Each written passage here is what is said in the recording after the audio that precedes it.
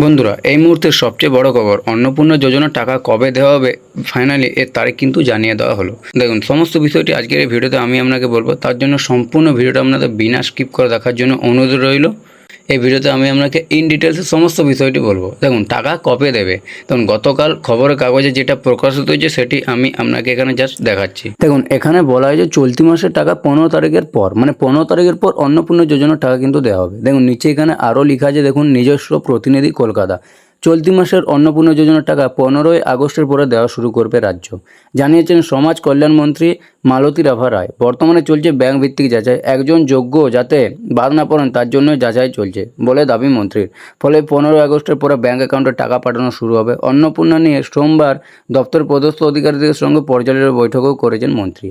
সাধারণ মানুষের কাছে এই প্রকল্পের সুফল পৌঁছে দিতে পদক্ষেপ করবে নির্দেশ দিয়েছেন তিনি।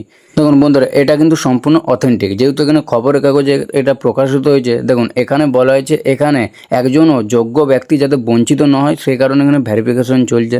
তো এখানে আপনারা যারা অনলাইনে ফর্ম ফিল আপ করেছেন, অফলাইনে ফর্ম ফিল আপ করেছেন, যাদের এখানে অ্যাপ্রুভ দেখাচ্ছে তারা কিন্তু এখানে সবাই 15 তারিখের পর এখানে আপনারা টাকা পাবেন। তো এখানে বন্ধুরা কোনো চিন্তার কোনো কারণ নেই। তো বন্ধুরা, এই ছিল আজকের ভিডিও।